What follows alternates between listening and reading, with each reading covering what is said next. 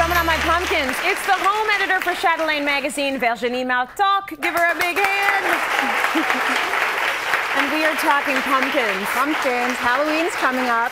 Not just any old pumpkins. So some folks like to go out and buy the pumpkins and put them out for their decor, but you know, why go plain old orange when you can really dress them up? Totally take it up a notch, and this is not difficult. So we've got different skill levels. Okay. I have to tell you, since the cover came out with the pumpkins and the flowers in, people are tweeting us their centerpieces, and people are loving this idea. So I'd start with this one. I know, it's like, keep them coming, you know, tweet us your pictures, we love it. So I painted this guy with just plain craft paint. This one is a glossy paint. And then treat it like a regular pumpkin, open it up.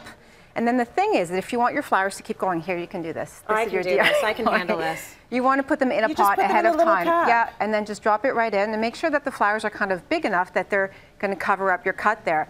And that's just a cute little centerpiece. They're oohing and awing. Look at all that work I just did. It's incredible, isn't it? I slaved over that, let me tell you. You know, there's a little prep work ahead of time, but honestly, that's what I like about DIYs that are easy, because people will actually do them. So do continue to tweet your pictures of your Chatelaine Mag. Yeah, send them over. We love that. Very nice. Okay, another big bang for your buck is this guy. I love her. This is gold leafing. I don't know. It's just fabulous. He's cute. When I discovered gold leafing, nothing was safe in the office. I was gold leafing cutlery, I was gold leafing my binder, like it is the easiest, most fun thing.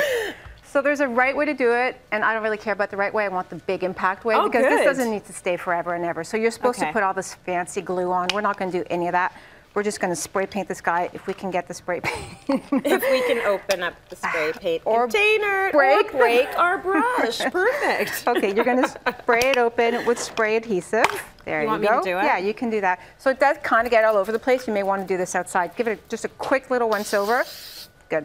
That's okay? That's it. Okay. In theory, we would do the whole thing, but we're just going to work in sections. So you can see this part is a little bit glossy. There. Now, there are different types of leaf. There's gold leaf. Okay. You see that? This one is copper leaf. You can get silver leaf, and it's very, very thin, and it's kind of like static picks it up. So you're just going to open it up. Okay. Grab it. Here, you grab it. So you have to be kind of delicate, right? You don't want to do this in the wind, and then just place it on. You'll see it'll kind of suction itself onto the pumpkin.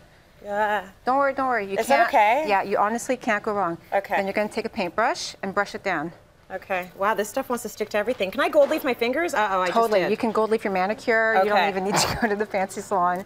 And so you go over the whole pumpkin. You'll see even the one that I have here, there are bits of orange going through, but it doesn't, like, that's part of the patina, and I think it's kind of a cool look. Is that how easy it is? How easy it is. Is that honestly, you will be gold leafing your bicycle. Do you put any kind of a gloss over top? No, because this only has to stay for, you know, 2-3 weeks, right, until the pumpkin starts to rot.